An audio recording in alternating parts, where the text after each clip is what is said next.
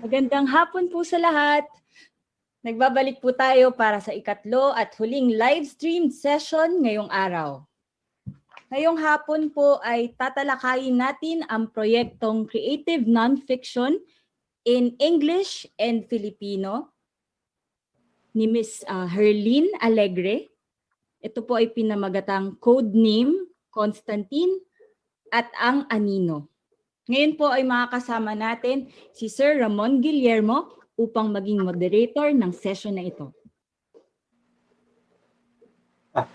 Magandang hapon sa ating lahat at maraming salamat sa pagdalo sa sesyon na nagaganapin ngayong hapon. Ang ating sesyon ay pumapaksa sa karaniwang tinatawag na travel writing. At ang ating mayakda ay si Ms. Herlene Alegre.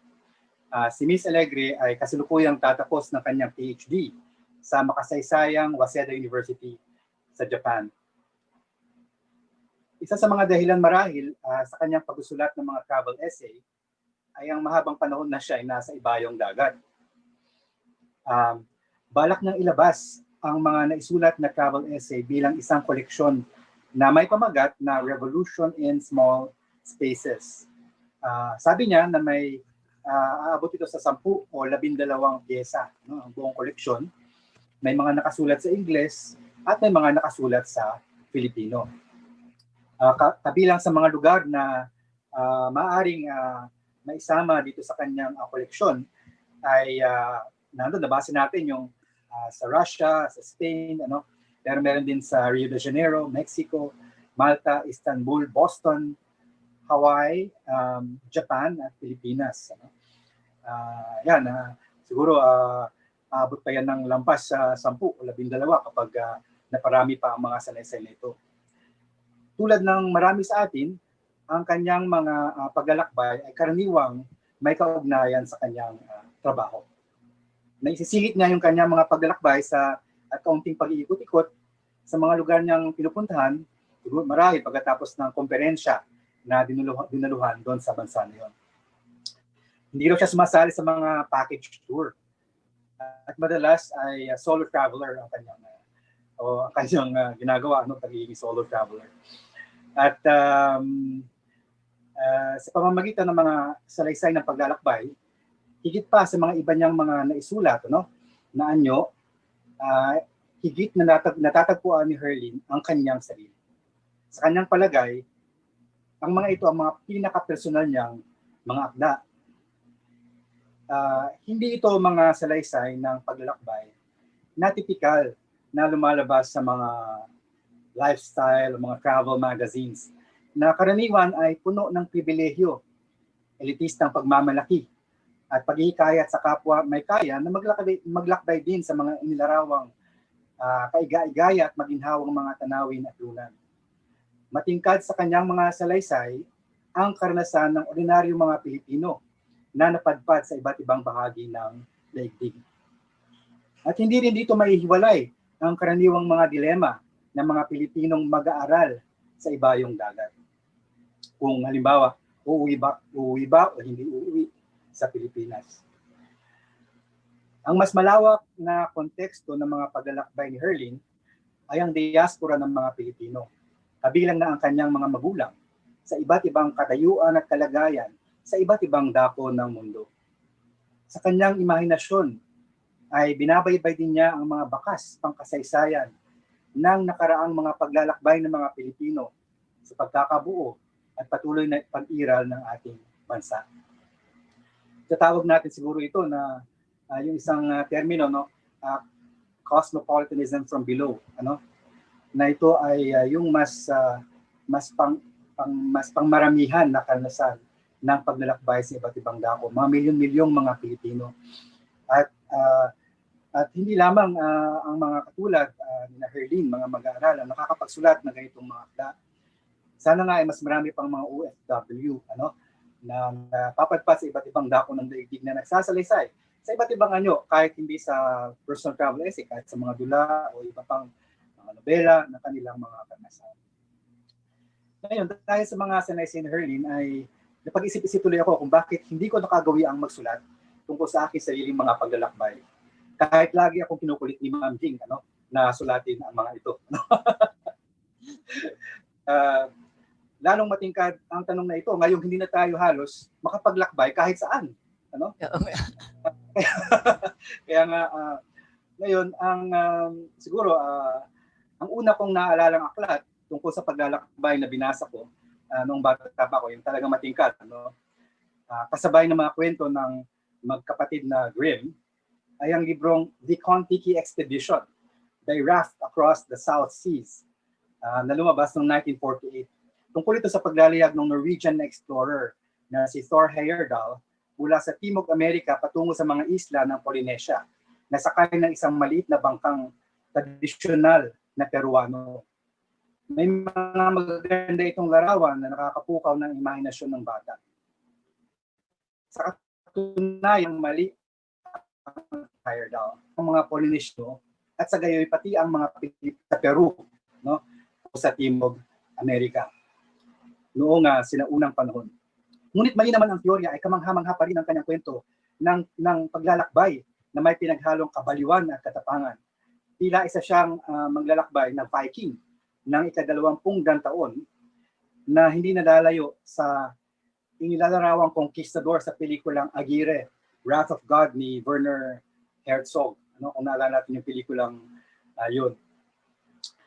Mga 2010, nang nakarating ako sa Oslo para sa isang akademikong konferensya, para si Herlin din. Sa airport ay ayaw maniwala ng immigration officer na hindi ako seaman. Dahil lahat yata ng Pilipino lalaki nagpunta ron ay mga seaman.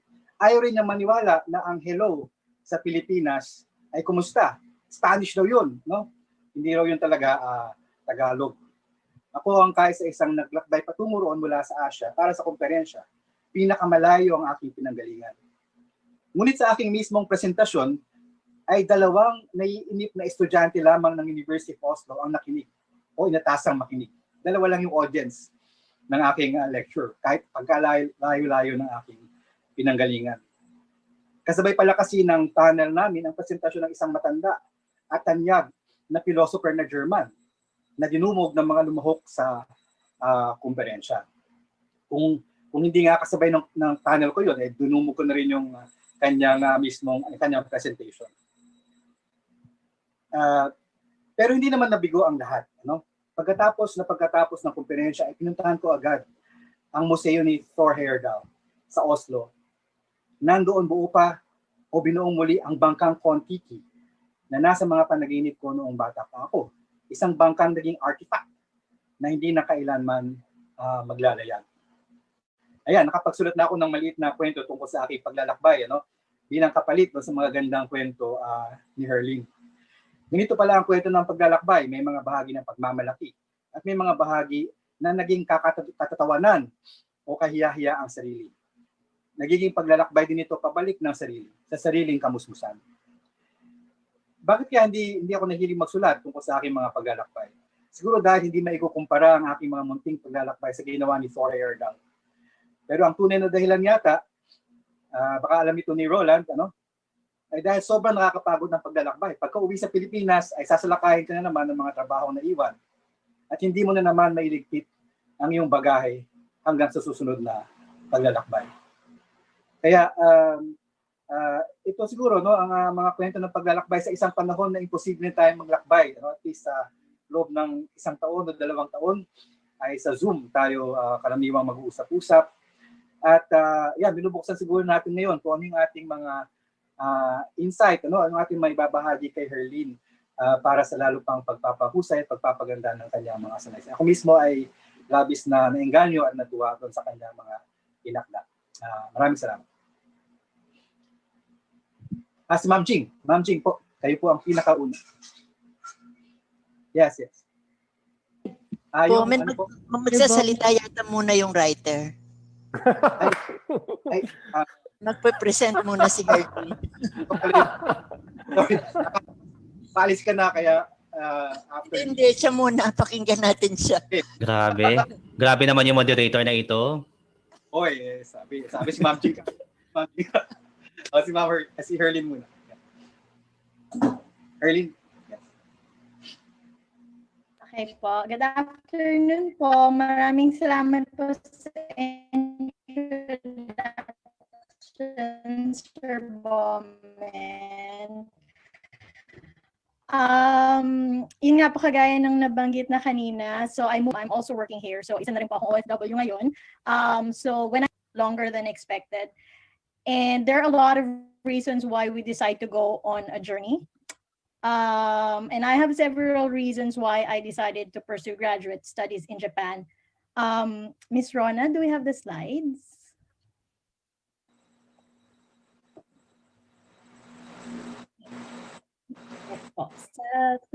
Next slide, please.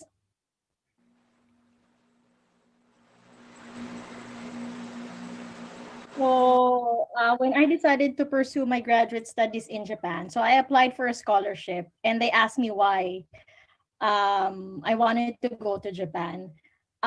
So a member of the panel asked me these questions during the interview for my scholarship, and I was just lost for words. And I ended up summarizing my thoughts in a line that is super cheesy, but it got me the scholarship anyway. So here's a short excerpt of how I remember that incident. And it was published in an essay that I wrote way back in 2013 for Pinoy Gazette. It's a newspaper for Filipinos in Japan. This new beginning that I was talking about in this excerpt led me to pursue a new journey, both in my personal and writing life. So, you know, when we are overwhelmed by desire or an idea or a realization, sometimes we just can't articulate it very clearly. So writing about myself and my travels helped me make sense of all these changes happening to me and I cannot easily process by myself. I used to have a physical travel journal that I bring with me. So it's something like this. I don't know if you can see. So I have something like this and I bring it with me and I put like some, you know, things inside and some souvenirs. But now I shifted to the digital version because it's easier so that I don't have to transcribe, you know, the words that I wrote by hand in my journal. The essays that I submitted today for this workshop, they are personal journal entries of my travels that slowly evolved into something, you know, that appears like an essay. So I thought, okay, why not start writing creative nonfiction? So I started to write travel essays at first for myself to document, you know, my physical and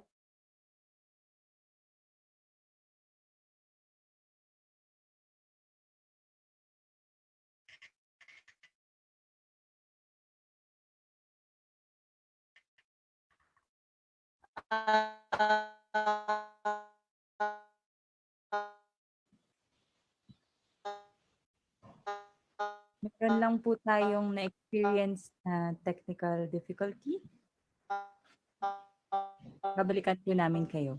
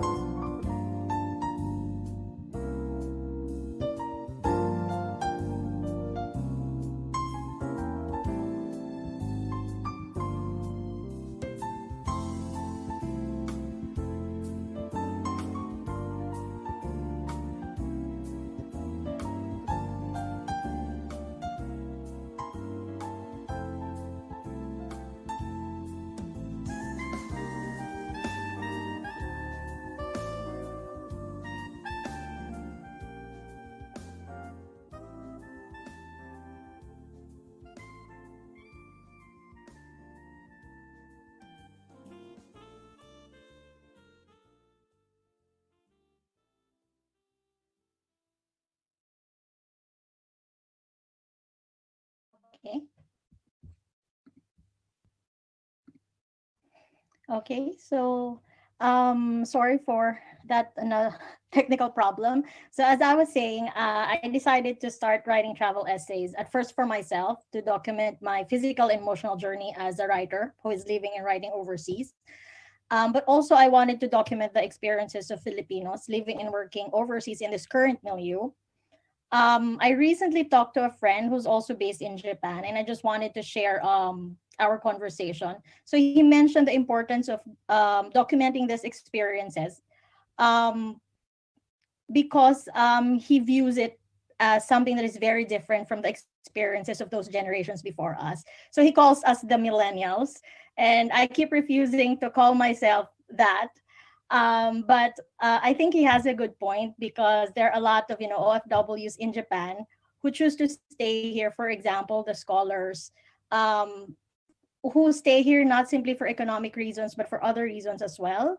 So, for example, they just want to work in a multicultural environment or specialize in certain industries like nuclear studies or robotics. Or, for example, from Japan, they would just move to another country and do postdoc or PhD somewhere else after finishing their studies here in Japan. So parang lumilipat lang daw sila ng bansa, but they're not sure whether they're still coming home or when are they ever coming home.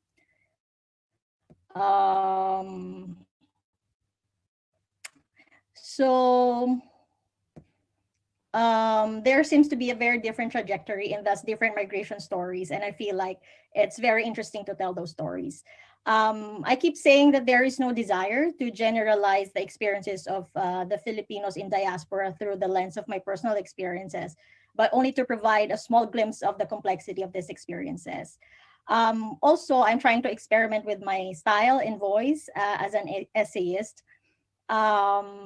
So yeah, as I've said, as Sir Bowman said earlier, so this, the vision of this collection, so it remains the same. So it's an anthology with a couple of essays, tentatively titled, Revolutions in Small Spaces.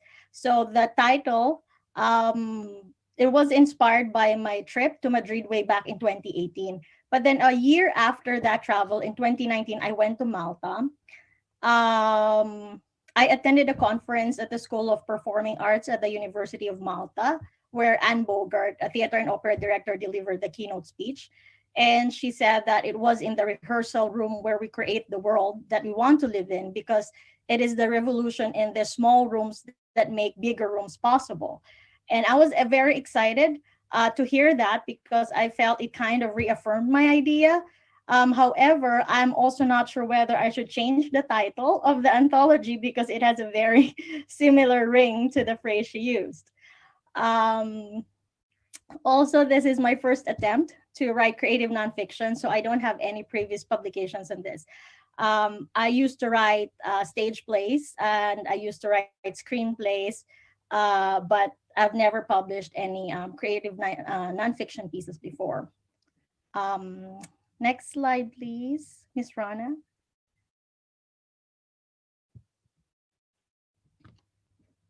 Next slide, please. Yeah, so these are the two pieces that I've submitted for the workshop. Next, please.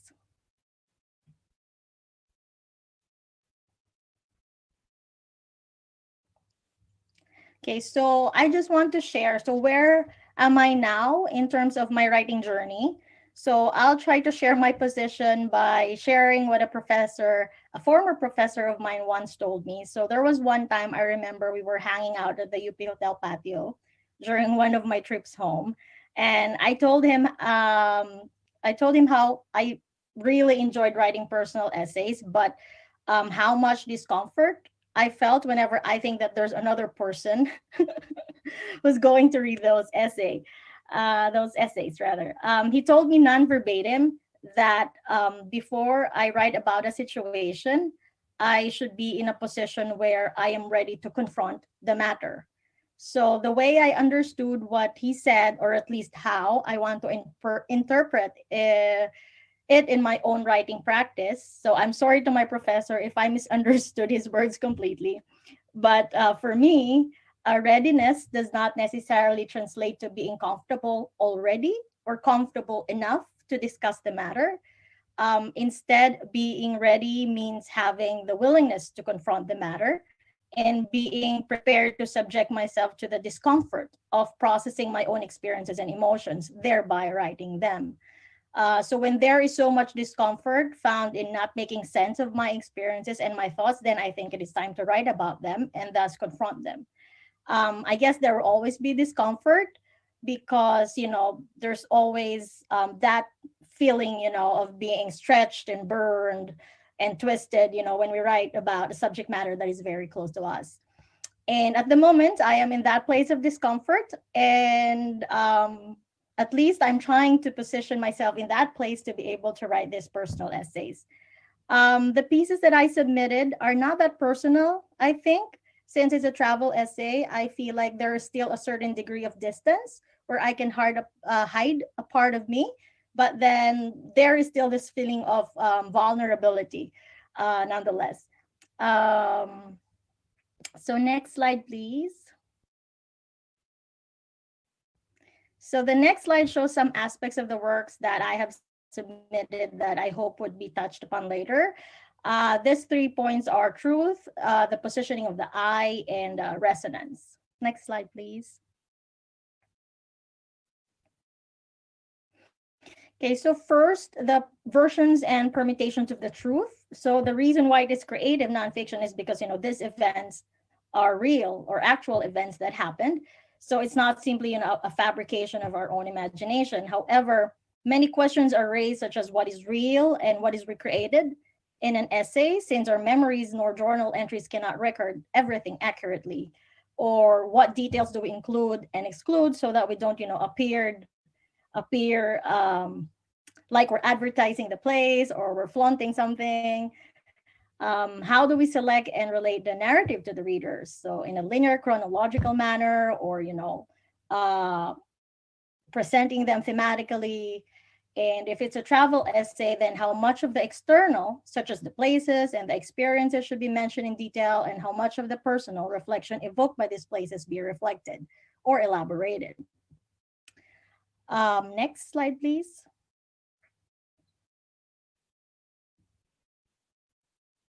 So second is the positioning of the I. So as mentioned earlier, I feel great discomfort on writing a subject matter that is close to me. I am always afraid to reveal too much of myself. I don't want to be too detached, but I don't want to be overindulgent as well. So no one wants an insincere narrator, but no one wants a self-centered one either. So my question is, how can we create a piece that is centered on the narrator, but is told not by a self-centered nor a self-conscious one? So the voice of the narrator surely gives it character, and it makes the writing personal and unique, something that only this person or this narrator can tell, but where do we draw and blur the line? Next slide, please.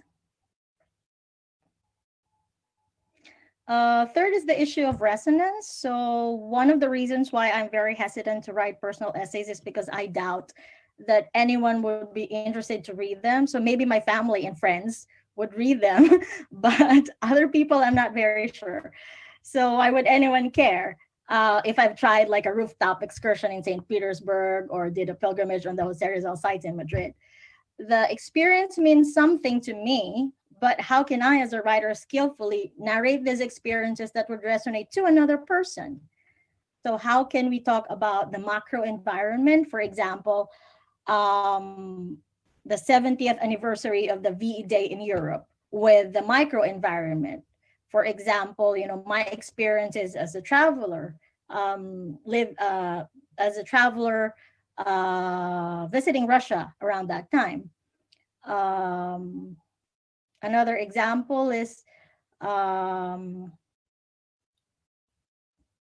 can we talk about the political forces and the institutions at work and thriving in these different environments, and the implications of these forces as manifested in the day-to-day experiences of the narrator, for example, for me as a migrant worker, and the competing narratives of an event or an issue viewed from being inside the country or outside the country.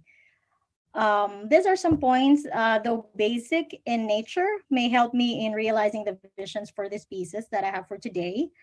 Next slide, please. So in closing, let me just share a short experience that I had when I visited a chocolate factory in Boston. They are specializing in dark chocolate. And this is a short excerpt from an unpublished essay that I wrote that I hope would be included in the anthology. During the factory tour, the guide said that the chocolates that didn't meet the standards are placed on the shelves and they are later on thrown back to the tempering machine for another chance. So yes, as we start discussing my nonfiction pieces, it's like jumping into the tempering machine. The process is expected to be dizzying, but will most probably be exciting. But isn't that how writing is supposed to be anyway? So let's start the discussion now. Thank you. Maraming salamat, Herlene. Ano? So, balikan natin si Ma'am Jing, ano, na maging pinakauna sa ating mga mag-share ng kanyang mga pananaw. Ma'am Jing? Thank you very much, Bowman. No, I appreciate your giving into my request to be allowed to speak first because I might have to leave early. No, okay. Herlene, I'm going to talk first about your essay. No, your poetics essay. And in so doing, I'm also going to share with you some of my own experiences because, you know, I came to travel writing by necessity. When I left to live abroad with my husband, my career as a writer was just beginning, so to speak. I mean, I used to be a journalist, but my dream, I used to think that journalism was very different from literature. Wala pang new journalism noon at saka literary journalism. So parang second rate yung ginagawa ng mga journalists in my mind. So, I wanted to be a fictionist and eventually a novelist. So at the time that we left, nakapag-publish na ako ng 3 short stories yata in the national magazines, and leaving interrupted that. And then I found when I was living abroad that I could not write short stories for some reason.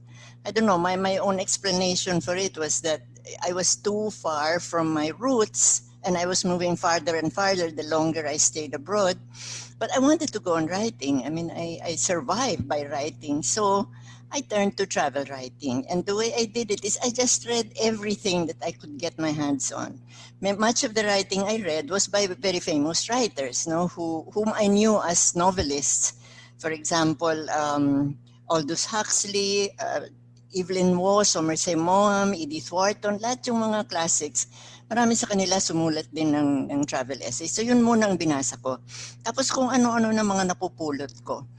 And then I thought, okay, I can write like this. So I started practicing, no? Yung okay lang yung style, yung voice, ano nakukuha ko yun. Kasi meron na rin akong sariling voice. Kaya lang, napansin ko dun sa mga binabasa ko, ang mga sumulat mainly men, first of all. Of course, men traveled more than women historically. And then, as you know, the first travel writers were chroniclers, no, who left Europe with the explorers. No? So sila yung unang travel writers, mga lalaki lahat yon. And then the white men had a particular attitude which was more or less similar with it. Pare-pareho sila.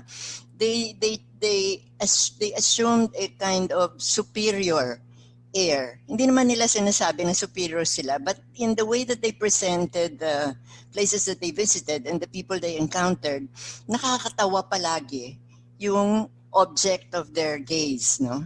Of course, wala akong kaalam-alam pa noon ng post-coloniality, mga ganyan, no? Hindi ko yun alam. Pero na-offend ako dun sa mga ibang sinusulat nila. Kahit tumatawa ako nung una, and even later, kasi magaling sila so nakakatawa talaga sila. But I thought, teka muna, I might be the same. Ano? If they came to the Philippines, they would be treating Filipinos in that way too. So I felt offended by that. So when I started writing, it was with a very clear purpose, no, objective intention. I wanted my writing to be different. Can you excuse me? I had to take some water. Nauubo ako. Excuse me.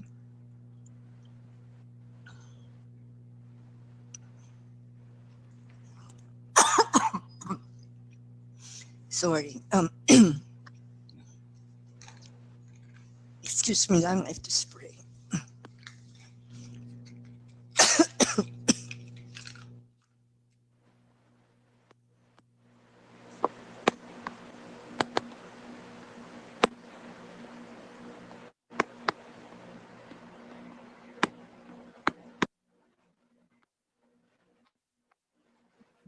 Ma'am, please open your mic po ulit. Thank you.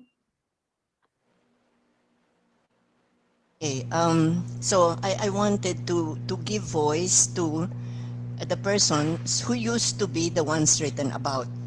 It was not a very conscious political decision. I just wanted to be different. So I wanted to write, first of all, from the point of view of a Filipina, because my intended reader was always the Philippines. I had no intention to submit my things I wrote to the press in the country where I was living. So I always had an audience in mind. And so that's how I started writing. My early work was very impersonal. I really concentrated on trying to present the country that I was visiting, not just the sites, but also the politics to a certain extent as an observer. I was very careful about never sounding like I knew too much. So, and I was living in Beirut when I first started writing travel writing. Beirut was the situation in Beirut was extremely complex. No, its history of prolonged war, prolonged conflict, grabe. Also, they were, well, anyway, I won't go into that. I wanted to explain that to a certain extent, always realizing, however, that my point of view was that of an outsider. There was another reason. I was never too scared, Erlene, of revealing myself too much. I don't know why. I think when you start writing early and you write as a fictionist, you know that you're revealing yourself. I always wrote about my friends and myself. Kawawa naman yung mga kaibigan ko. They were always the subject of my writing. Pati yung mga affair nila, sinusulat ko. Pinapalitan ko lang naman ang mga pangalan. No? Saka the men I fell in love with, kasama sila dun sa mga kwento ko. These guys, naturally. So that was not my fear. My baggage was that I began as a journalist. And my understanding of creative nonfiction or the essay was that the voice should not be too personal in that you're talking about your personal self. If you read the essays of Nick Joaquin, for example, he's like that. You know that it's Nick Joaquin because of the style, but he doesn't present himself as a character there. That's the earlier school of journalism, no? And literary journalism also. Okay, so anyway, enough for me, no? I will now talk about some of the things that you mentioned. Your vulnerability, no, the risk of exposure. I understand that because you were probably a very private person, and as a woman, we've also been trained that you do not wash your dirty linen in public. You do not talk about your affairs. You do not talk about yung mga ganyan intimate details. Although now I must say, with Facebook, I am totally shocked and scandalized by the things that young women put there sometimes, no? And men for that matter. But anyway, that may have been your upbringing, and so it's not strange that you should feel thoroughly vulnerable when talking about very personal things, no? And then you talk also about you are uncomfortable with reflections, yung revisiting experiences and coming to terms with them. But I have to tell you that if you are uncomfortable with reflections, you cannot go on writing. Kasi people do not read us just for the shared experience, no? Especially yung travel writing ngayon, so much of it is being done on the internet that all of us can visit whatever country we want virtually. So there's nothing much that you can say that's new about those places. So what will be new is your approach and the slant that your own personality gives to it. And of course, the insight. Jimmy was emphasizing this earlier with regard to poetry and everything else. It's equally true of creative nonfiction. They're not reading us for the travelogue.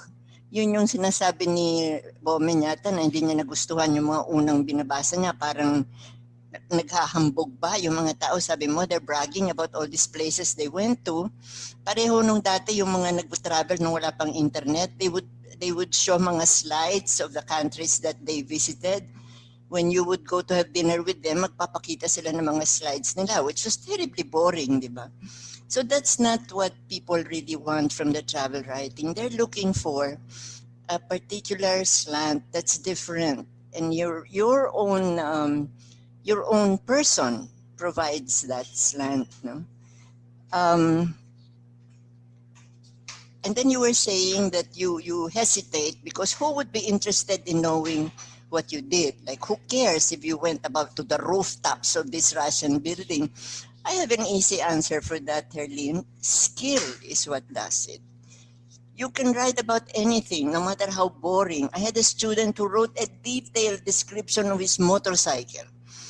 And my God, I had absolutely no interest in that.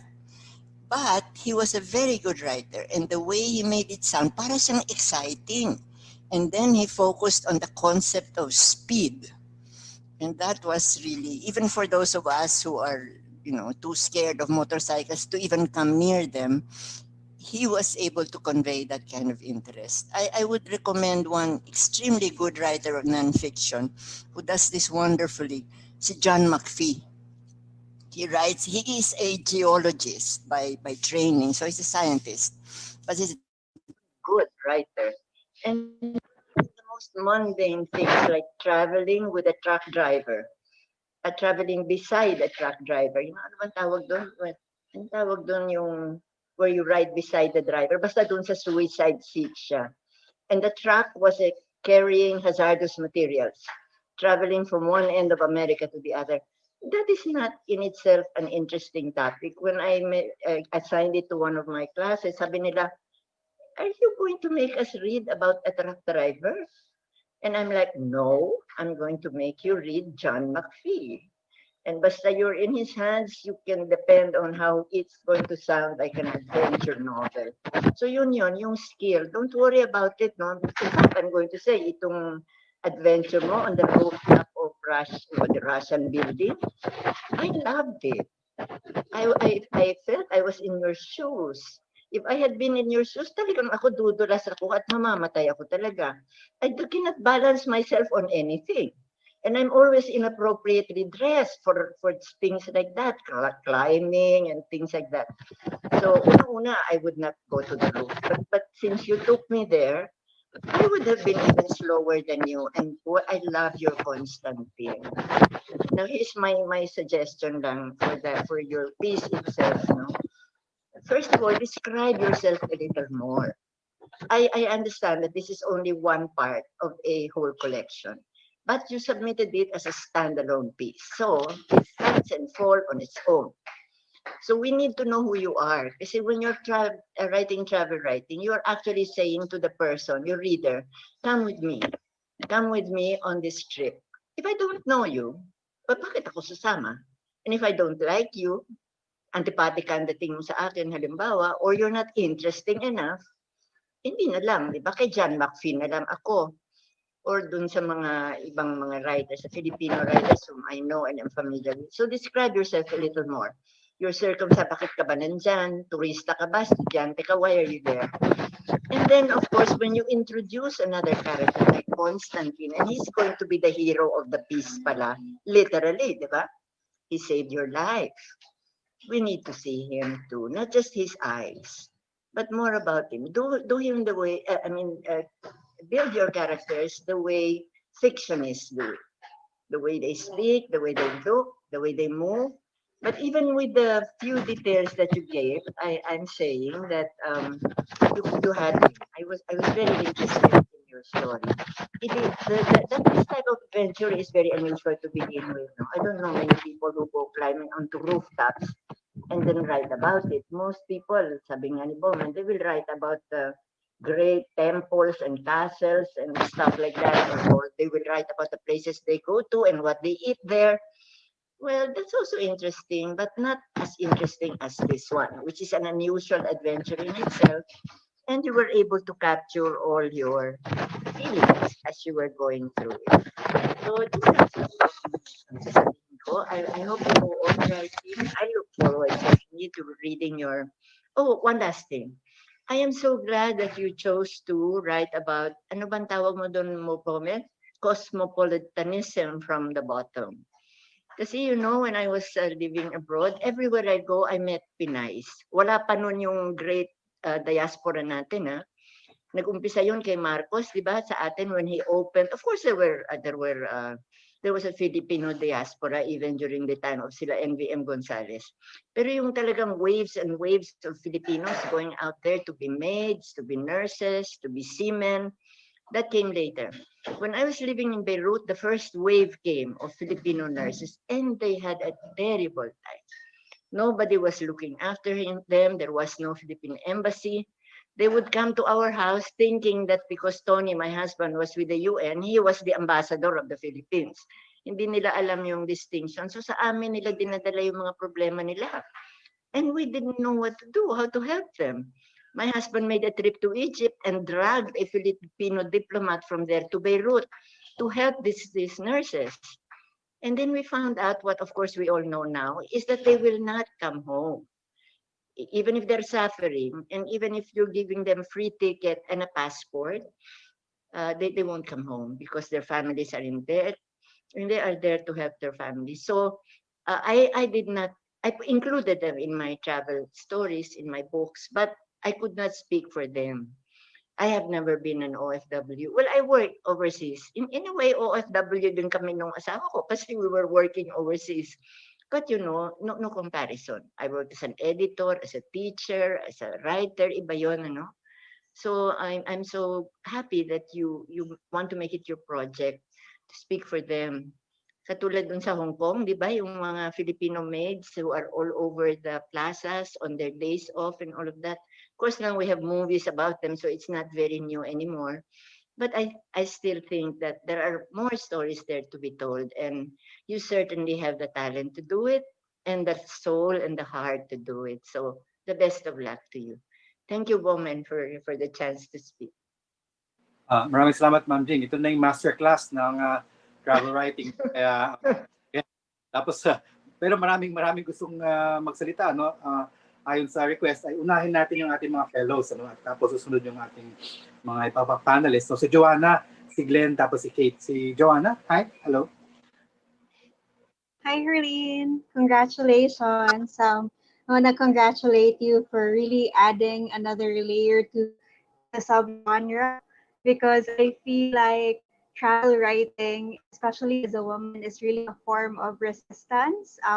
I remember a story ni Nellie Bly, who was like one of the first women explorers who traveled for 72 days, and then she was assigned sa magazine nila na puro lang fashion yung kino-cover, but she wanted to become a foreign correspondent, but her first few works weren't published. So I think it's a nice way of paying homage to women who had who had issues on mobility, and really just putting our perspective out there. So I really think that it's an apt medium, but based on your poetics, you mentioned na you're in the interstice of things. You're questioning where you're from and what your identity is in between things. And I think travel writing is the right medium for that. I remember na si Paul Thoreau din yung classic niya na Great Railway Bazaar in 1975. Parang he was also in the middle of things. He was married, I think, at that time, and then when he retraced his steps 30 years after, again, he was also in the middle of things because he was already divorced. So parang I think meron talagang something about travel writing that is apt for those who are trying to find themselves. That said, I agree with Ma'am Jing about maybe borrowing elements from fiction to really treat the sense of place as another character instead of a background of the piece, because I think that's one of the things probably special about travel writing is that the sense of place or the place itself serves as a magnified character. I also wanted to probe on the specificity and the context with which you were writing, because you mentioned certain friends, but they were unnamed. So I was wondering if that was like a conscious decision on your end to leave that part out instead of making them characters. Were you conscious about just putting the perspective, just focusing the perspective on your own narrative? also the Sir Janiel was saying in our breakout session about you were asking when nga to insert yourself in the narrative, and then he mentioned na kaagad you have to put yourself in right away. And I wish that you did that also sa piece, because I think you have such an interesting milieu, and it would have added a different context to the narrative.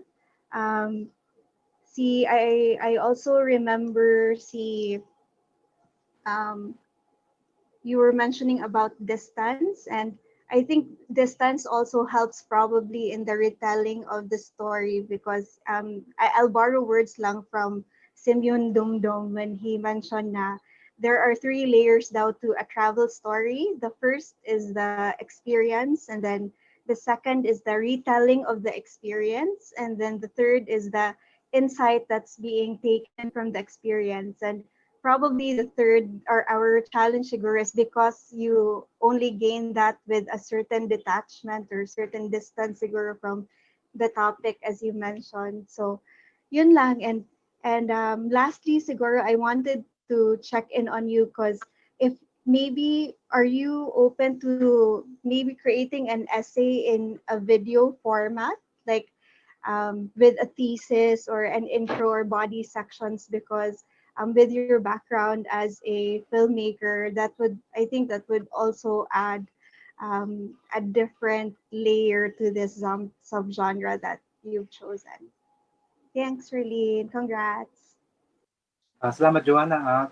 Tuloy-tuloy muna natin yung mga komento bago tayo bumalik kay Herlene, ano, para mas marami makalahok. So si Glenn, Glenn, ano yung Okay. masasabi? Hi, Herlene. Congratulations. I remember last week, this interesting news spread on social media that parang Thailand will soon require a minimum of like 15,000 euros or something in bank balance, no, for European travelers. And parang there was a sort of collective rejoicing from the third world people na parang who had to go through this, visa process. No, so parang what that reminded me is, of course, travel is really political, no? Because itong mga ganitong requirements, they really emerge from a certain way that the world is structured, no? So I remember when I had to present a paper in a Berlin conference last year, grabe yung requirements. So parang like 1 page long, and for what ended up to be like a 7-day visa. No? Tapos I'm presenting a paper, so I'm like giving you something. So kasi you're requiring all these things from me. No, anyway, so I think all of us who, for whatever reason, circulate the globe are embedded in this kind of traffic, no? And it produces different kinds of travelers. So the first thing and the main thing I think that I like about the essays is that, no, parang they give me a firm and a good sense of what kind of traveler the writer is, no? Parang diba there's always that distinction between the tourist and the traveler, and then they travel, they meet people, parang they embed themselves in places in very different ways, no? And I think for me that's a result of both the writer's voice and the kind of experiences that she chooses to engage in, no? The voice is open, no? And the voice is open and very inviting, very hospitable, and never grating for some reason. It's not something I can really pinpoint, no? Parang cumulative effect siya nung pagkukwento nung writer, eh, no? Naalala ko dun sa Madrid essay, so that's the first thing. Naalala ko dun sa Madrid essay mo but Rizal has this famous formulation sa Noli about the devil of comparison, no? Tapos yun nga, yung parang it's the double vision of a traveler. Now, whenever you go to a place, parang you're always sort of reminded of either home or the foreign counterparts, no? Tapos yun nga, and exactly right on cue, parang you come across a certain vista in Madrid, and it reminded you so much of Manila and all these other places. So that's the other thing I liked about the essay. So it's so self-aware and self-interrogating of her position as a Filipino traveler. No, talagang na kasama mo sa mundo ay migrants. No, parang on one hand you're similar, but on the other hand you're also quite different, no? Tapos and for good or ill, the writer is always, you know, constantly aware of that sort of strange ambivalent position, no? Like Ma'am Jing and Johanna, I just wish the essays were longer kasi nabibitin talaga ako sa kanila, no? And I think they offered good suggestions na makakapag-deepen and expand ng mga essays that are already, to me, like pleasurable and very generous writings in the first place. Yun lang. Thank you. Salamat, Glenn. Si Kate naman. Hi, Herlin. Congratulations. I really enjoyed the essays. I'll just focus muna on some of the things that you talked about in your poetics, which was why would people read your work? And the second one is the resonance. I share that same fear as a fictionist. It's not just something that I feel that kind of doubt. Why would people want to read your story?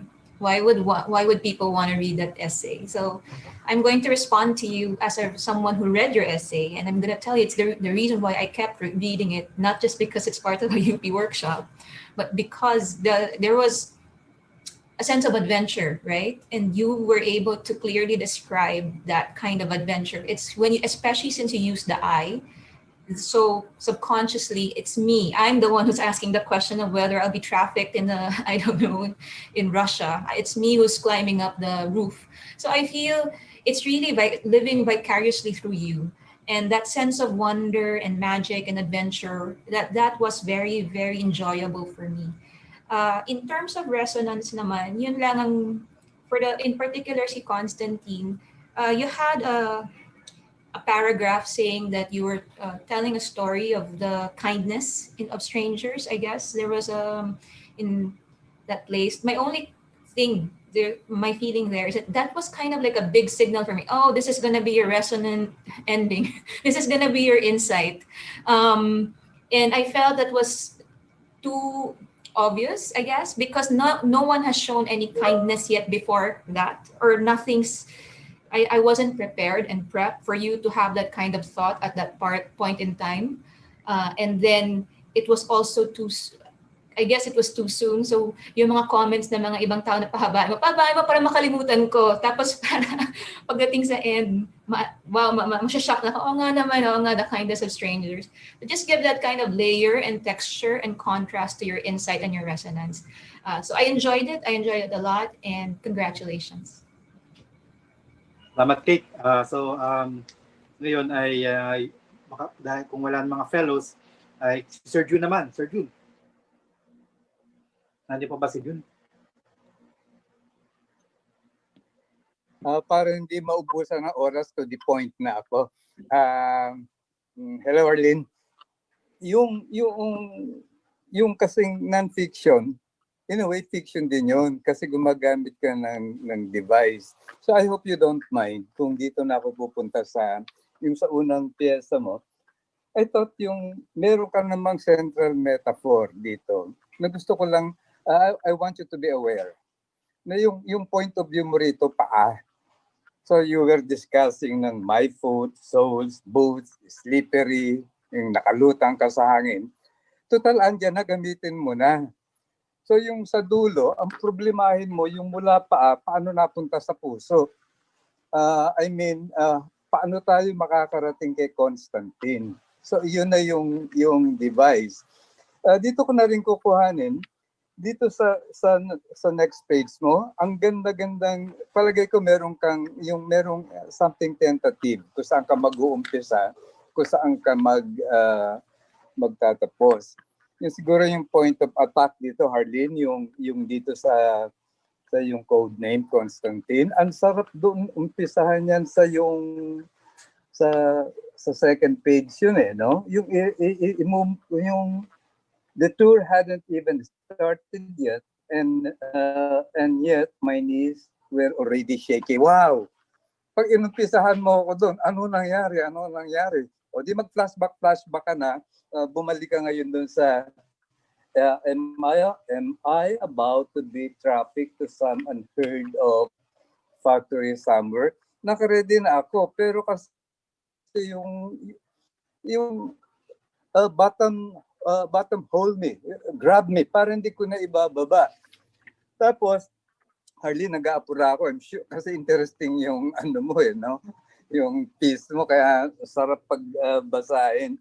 Ganun din yung problema mo sa closure. Saan ba ko titigil? Ang dami mong closure. I thought maganda ng closure ang I knew I was not alone anymore. Ganda na nun, tapos na yun. Pero hindi ka pa tapos. Pupunta ka pa sa all these years I've been staying in Japan. Teka, ibubo na yun. Patapos na tayo, wala na akong place na yung magiging anticlimactic yun. O yung I grasped the window pane as soon as I was near enough to grab it. Palagi ko, una rin yun, yung kesa yung sa I knew I'm not alone. Pagkatapos ng I knew I'm not alone, yakapin mo na si Constantine, o di tapos na yun.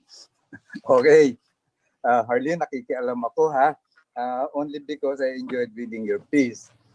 Yun namang sa, yung ang anino sa Pilipinas, sa Eskinita sa Espanya, yung binigay mo, alam na namin yun eh. Bigyan kita ng ilang background kasi katatapos ko lang ng libro kay Rizal. Yung that day na mag-i-speech Rizal, nag-back out si Paterno. Nung umaga, nung pumunta siya ron, di pa siya kumakain. Nag-exam siya. Nung exam niya na yon,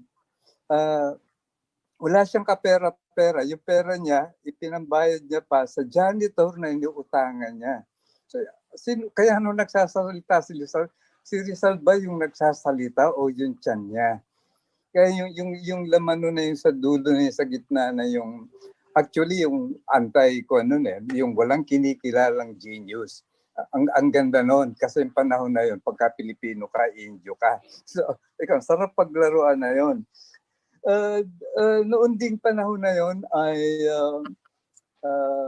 nagbabalak-balak siyang umalis kung saan siya pupunta. Dahil wala siyang pera, hindi rin siya naliligo nung ginawa na yun. Blah, blah, blah, blah, blah, blah. Ang point ko doon, siguro maganda pagka yung merong konting creative research para yung saan mapupunta yung usapan. Again, one last ito, kasi may tendency mag-meander yung piyesa kung saan napapadpad. Siguro yung unang piece, mas sensuous. Itong pangalawa, yung kamukha nung binanggit ko kay Emma nung sa poetics niya, i-try mo kaya yung, ang tawag ko yung mga writers ng Meralco, yung lagi lang ang dinidescribe yung nakikita. Yung unang essay mo, meron na yung natutuntungan eh. Sa kami nakikita siya, may naaamoy pa siya, yung mga gano'n. So siguro manaka-naka yung gano'n, pag hindi ka nagsasalita, paano ka magkukwento? Pwede ka namang may nararamdaman, nakikita, pwede ka namang may naaamoy, and many more. So, may mga tao dito na hindi ko alam. But Harleen, you have a very good material. Nung nag-uumpisa ako magawa ng travelogue, may libro ako ng travelogue eh. Ang dami namang karanasan na yung ang gaganda nitong yung mga pinili mong ikukwento rito. Siguro ika nga kaya may workshop, fine tuning lang talaga. Makukuha dito, may susulat. And I feel makakasulat ka sa Pilipino. Yung kaya lang yung hindi yung Pilipino mo rito mas maganda yung una kasi yung una mong essay may anggulo ng drama ng pag-ibig eh. Yung dito homesick lang tapos pa history, but otherwise magiging interesting naman ito. Lastly, congratulations. Maraming salamat Sir June. At yun nga, nakakatakot yung unang kwento tungkol sa pang-akyat sa bubong sa St. Petersburg. Dahil sa kwento ni Herlin, never ever do that. Baka madulas pa, no? Sir Bush, unahin mo natin si Raisa dahil gusto raw ni Raisa mag-share ng kanyang kwento. Raisa?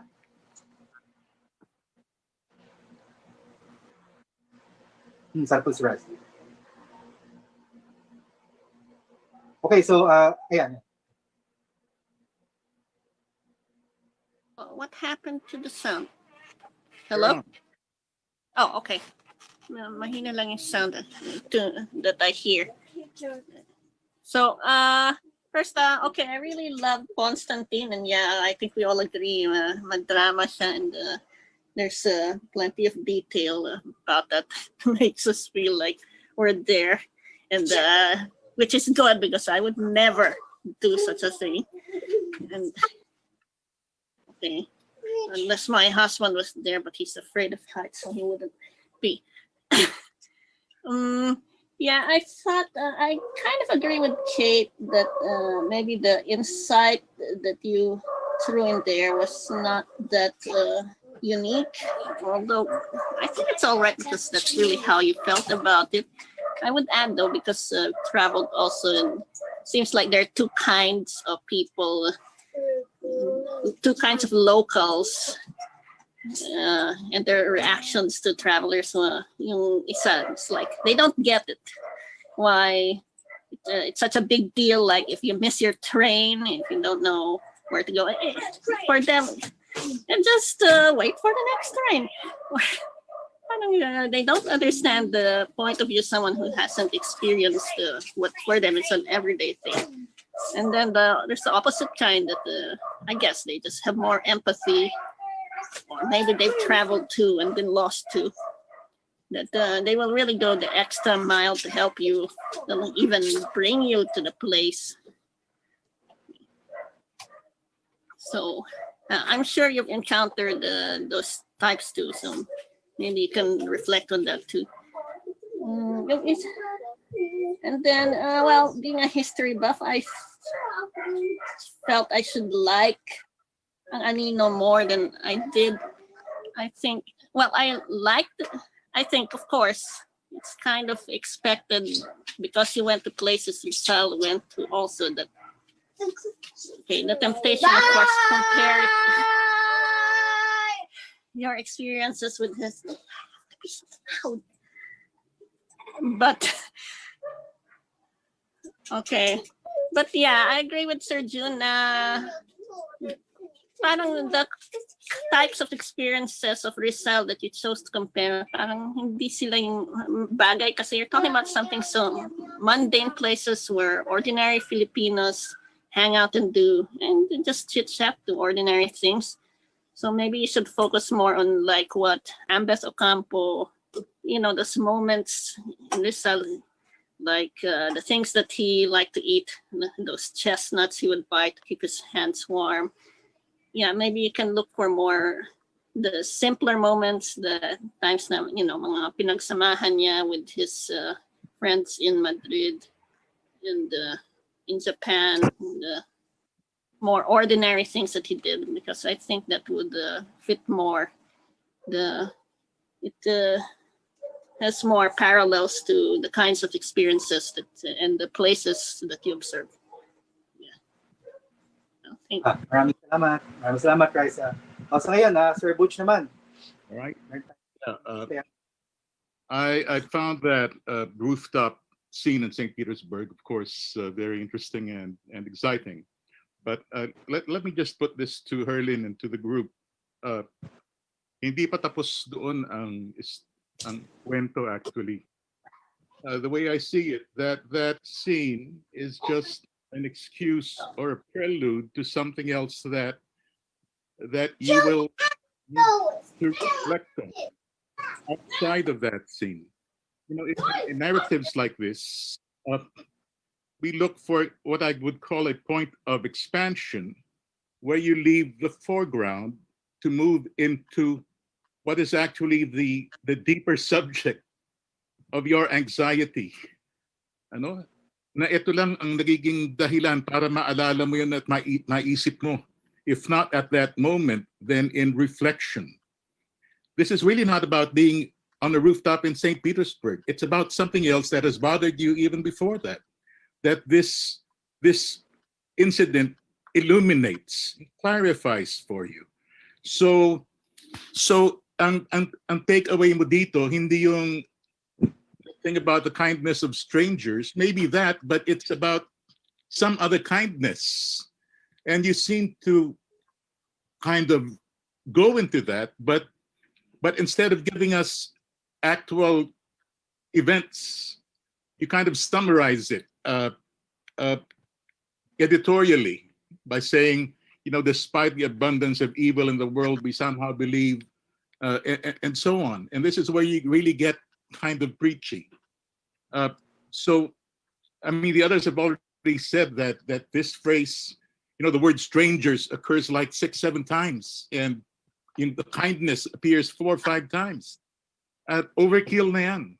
So it needs, I think, to move somewhere else, and then it returns to St. Petersburg, and you cut off much earlier than these explicit insights at the end of your piece. That would be my suggestion. Yeah, so pag-isipan natin itong sinabi ni Sir Butch, ano? Roland. Erlene, congratulations. Pero ang tingin ko, there's a bit of still a rawness in the writing, precisely of 2 factors. No? First is that yung vulnerability ng position mo as a woman, a Filipina, coming from the third world country, na although privileged ka dahil iba yung klase ng OFW work mo, hindi pa rin siya vulnerable para sa akin eh. And in other words, walang anxiety that directs me to these kinds of insights.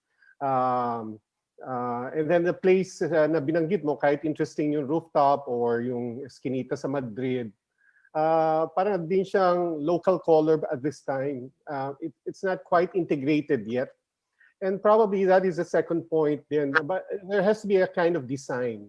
Pag nagsulat naman tayo ng travel essays, parang journal ka siguro, that nagbanggit ka naman ng writing style mo. Pero pag susulat ka na ng travel essay na pang libro na, in retrospect na ito eh. In other words, kailangan you should treat it as kind of fiction, a short story. Kailangan mong i-reconstruct, but it has to have a kind of emplotment at yung epiphanies that are quiet rather than yung explicit, etc. So, kailangan i-calibrate nga ng ganun. And kailangan din, i-sustain mo yung travel narrative or yung travel motif. Otherwise, it becomes a motif eh. Yung nasa St. Petersburg ka, nasa rooftop ka. Pero kailangan i-sustain mo yung itinerary sa rooftop o yung B-day na binanggit mo. How does it fit sa iba pang bahagi ng epiphany mo? So, in other words, kailangan medyo i-redesign para sa akin, para mas magkaroon siya ng puso at magkaroon siya ng voice na mas compelling sundan na klase. Tanda mo yung traveler position, it's a unique kind of position. And you will, it's both a challenge and a curse. Kahit nakabalik ka na sa Pilipinas, sa Limbawa, parang isipin mo, parang namimiss mo ang Japan. Namimiss mo yung kwan mo. At the same time, pag nasa Japan ka naman, namimiss mo ang Pilipinas. So, liminal position parate, that is a very unique position. You're neither here nor there, and you're able to see both perspectives. It's a kind of self-reflexive position that you should maximize this in the writing. And in due time, siguro pag mas marami yung essays mo, mas integrated na nga yung emplotment saka yung travel motif that makes it for a more compelling reading. Salamat pa rin, Erlene. Salamat, Roland. Konti na yung oras na titira. No? Siguro, we can give Joey and Neil a very, very short amount of time. Siguro, we can start with Joey. Para meron lang at least 8 minutes. Ano? Yeah, I have 3 minutes. Yes. Sakto naman, pareho kami na isa sa mga places na pinanggalingan kinalalagyan ni Herlene yung Japan. So, malapit sa yung topic doon. I mean, sa puso ko yung topic na yun. Konting lang siguro payo paano sulatin itong personal essay, travelogue man ito. Ang mga payo ng mga nakasulat na nito dapat may narrative arc. Parang ito yung topic mo, ikaw ba ay dati inosente, ngayon girl of the world na, mga ganun mga changes. Tapos yun yung susundan mong parang tama yung sabi ni Roland, kailangan may emplotment, parang drama. Kasi umpisa mo, high na kagad, drama na kagad, halos kamatay mo yung pag-akyat dun sa ano. Mahirap itap yan, kaya kailangan i-design mo in such a way na tawag dito, by gradation, patindi ng patindi, no? And then, super dapat yung, napansin ko sa dalawa mong essay, English and Filipino, pareho ng tone, medyo mahaba yung sentences, tapos stretch yung mga scene, so pwedeng na maano yun, medyo mabago ng konti yung style. Kailangan masundan yung feelings kasi parang ipa-plot mo din yung feelings mo eh. No? Ikaw talagang bida dyan, di maiiwasan. It's really you. Yung place lang, backdrop lang yun. Pero actually symbol yun nung changes. Sabi ni Sir Butch kanina, psychological din yung setting, yung season, yung mga taong nakausap mo. And the mere fact, parang naisip ko yung pangalan na Constantine. It's really significant kasi Constantine is the son of Queen Helen. So it puts you in a position na parang ikaw ay queen. So hindi mo maiiwasan yun kasi you mentioned that name which is loaded already. No? So ang payo ko ganun lang. Kailangan yung detalles super, pag may dinidescribe kang spoon, katulad ginawa mo dito kay Rizal, yung ilalim ng oldest restaurant, parang ganung level na parang nahahawakan mo yung bawat, kasi sa pagsasabi ng mga ganung detalye, nakaklaro mo din kung ano yung feelings mo. Dapat yung mga object na napipili mo, related lahat doon sa sinet mong narrative art. So, kaya mo yan, congratulations. Very shortly, si Neil na lang, ano? Just around 2 minutes para meron pang time si wala nang time. Herlin was my student, like she reminded me like a dozen years ago, and how far she has come from that time. No, she has now really become very cosmopolitan, has traveled around the world, and as proof of that, she has these 2 wonderful travel essays, one in Filipino, the other in English. They're quite different from each other, not only because of the language, but also because her experience of Madrid was necessarily prismed through her knowledge of Philippine history, and particularly of Rizal and Rizal's own itinerary around Europe and his experience in Madrid.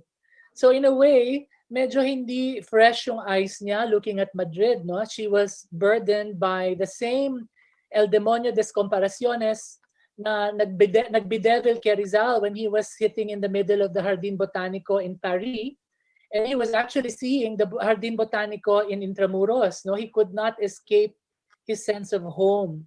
Pico Ayer says, who's a wonderful travel writer who's actually reflected on travel writing, he says that we always carry our sense of home inside us. But in the same sentence, he actually adds, we also carry our sense of destination. And maybe that's where probably the arc of the collection of Herlin's essays will go to, no? That sense of destination na parang you don't get a feeling of it yet now because you have these 2 travel essays that really don't really have that kind of inner insight or overall insight yet that Butch is looking for. Like any other piece of good creative nonfiction, travel essays are supposed to have an apparent subject and a deeper subject. And I'd like to always just explain that to my students as the parallel journeys of the physical pilgrimage on one hand and the metaphysical questioning on the other. So the metaphysical questioning, Herlin, is what you need to work on. For these 2 travel pieces, parang wala pa tayong nakikitang general questioning that takes place, but maybe you can flesh that out the more you write the essays that will be part of the collection.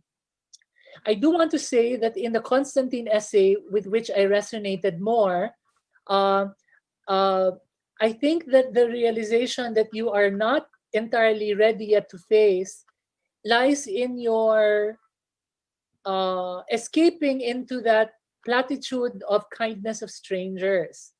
You romanticize Constantine Herlin. He was not a stranger. He was a tour guide. That was his job. He could not have let you fall down from that roof. It would have been on his head, diba? So, but he bore you and he carried you in his arms.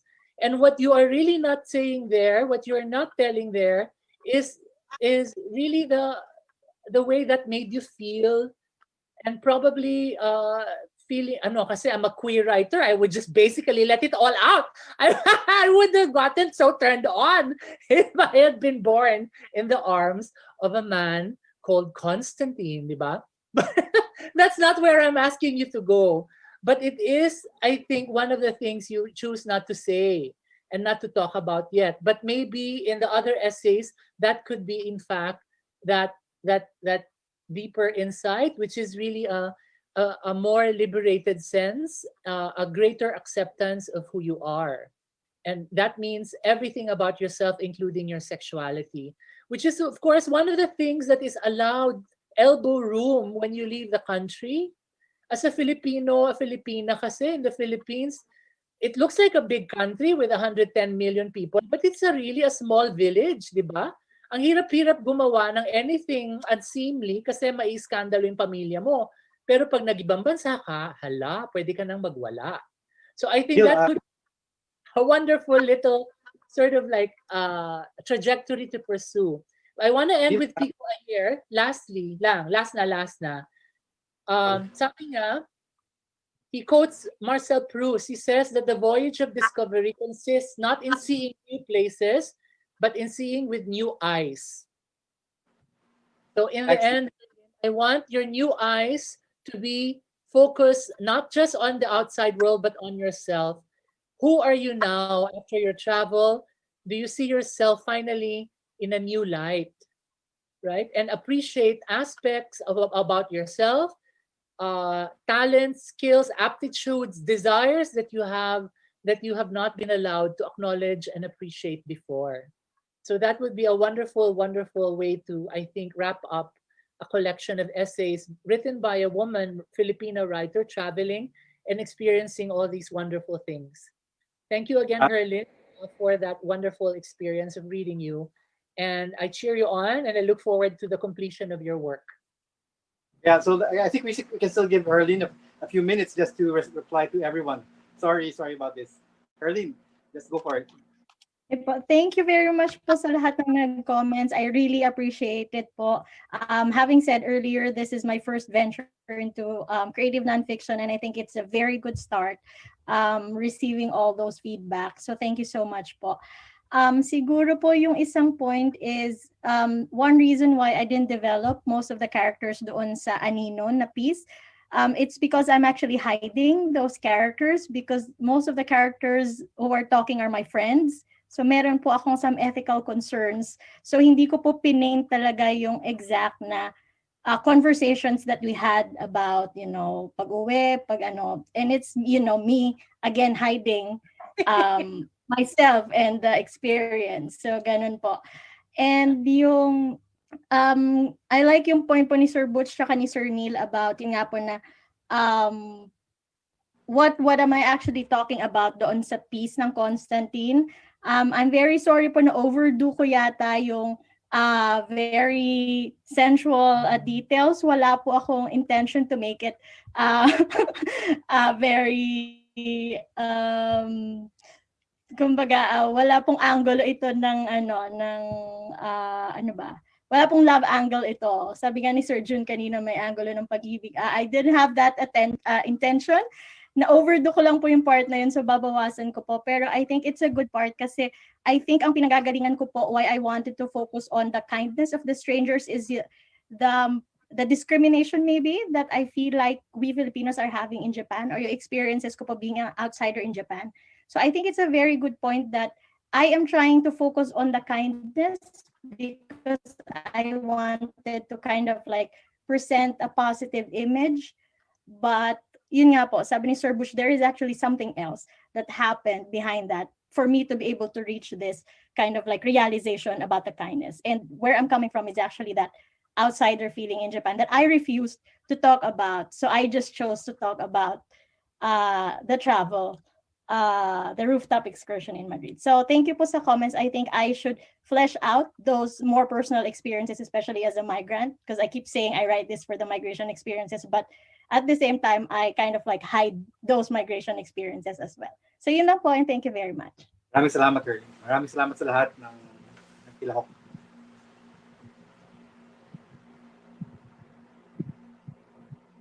Maraming salamat po, Ms. Herlene at Sir Bowman. Yan na po ang huling session para sa araw na ito at muli pagbati po sa ating 4th day ng ating live stream. Para po sa mga nanonood sa ating live feed, ipapakita namin ang schedule para sa huling araw ng 59th UP National Writers Workshop. Naanyayahan din po namin kayong i-like and follow ang aming Facebook pages, facebook.com/upicw, facebook.com/panitikan.ph, facebook.com/upnww. At meron din po kaming Twitter account at upnww. Bukod po dyan ay meron din po kaming workshop blog. Paki-follow and basahin po natin ang ating mga sesyon sa 59th upnww.panitikan.ph/blog. Maraming salamat po at magkita-kita tayo sa huling araw ng workshop bukas. Maraming salamat po.